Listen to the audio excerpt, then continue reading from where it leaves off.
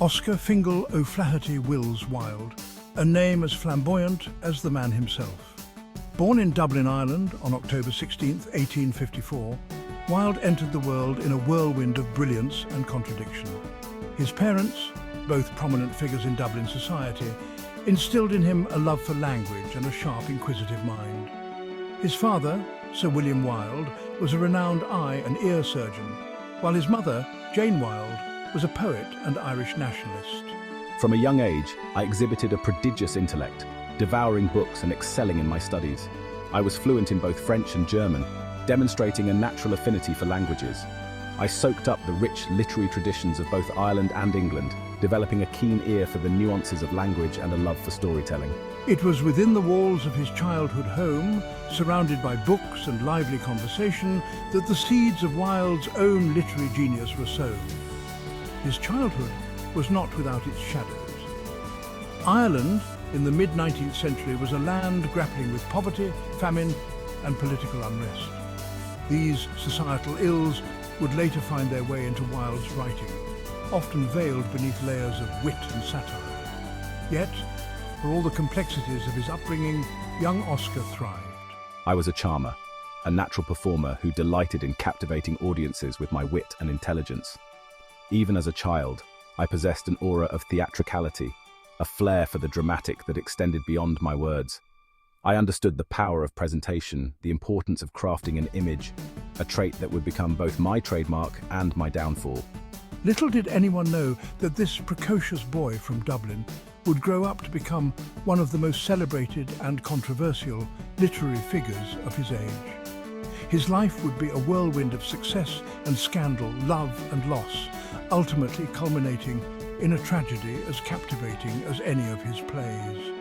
But for now, young Oscar was simply a boy on the cusp of a remarkable journey, his future a blank page waiting to be filled with the brilliance of his words and the boldness of his spirit.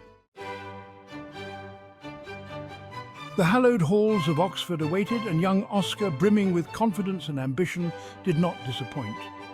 He won a scholarship to Trinity College, Dublin, where he distinguished himself as a brilliant classicist, excelling in his studies of Greek and Roman literature. His professors recognized his prodigious talent, marveling at his sharp wit and insightful interpretations of ancient texts. At Trinity, I won the Berkeley Gold Medal for Greek, the highest honor in classics. It was here that I began to develop my own distinctive writing style, one that blended classical influences with a modern sensibility. Oxford beckoned next, and in 1874, Wilde arrived at Magdalen College, ready to conquer this new intellectual arena. He quickly became a popular figure, known for his flamboyant personality, sharp wit and unconventional views.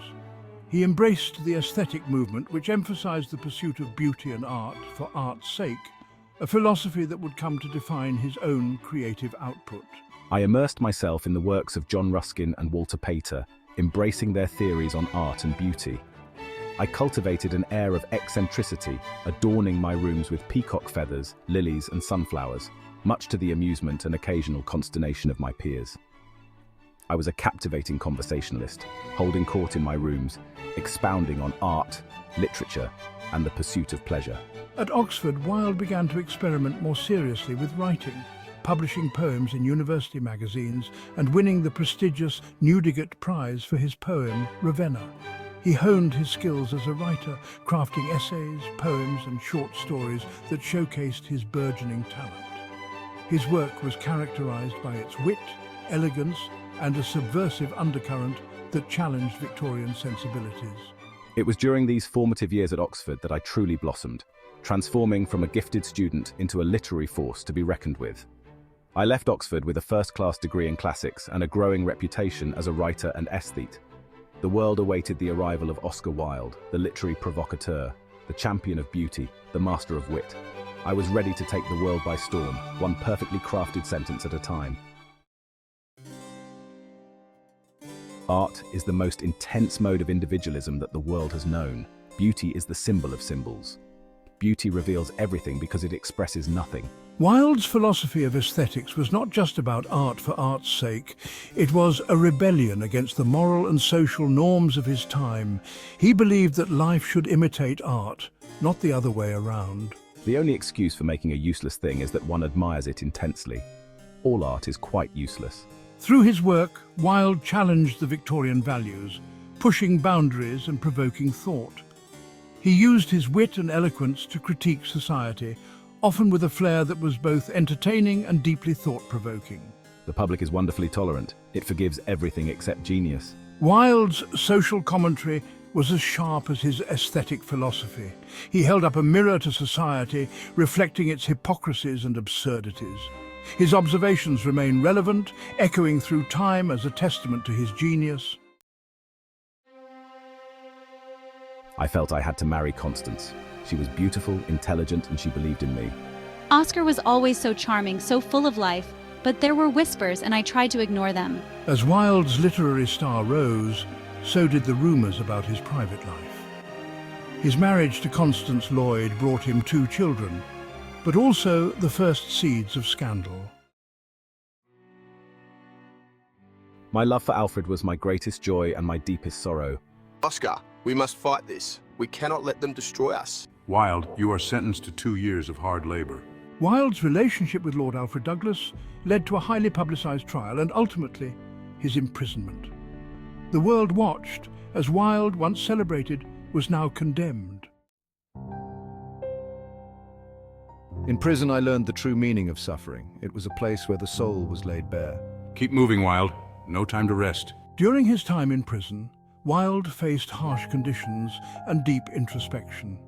His writings from this period reveal a man grappling with profound despair and newfound wisdom. My words live on even if I do not. To live is the rarest thing in the world. Most people exist, that is all.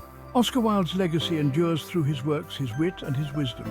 Despite his trials, his contributions to literature and his insights into human nature continue to inspire generations.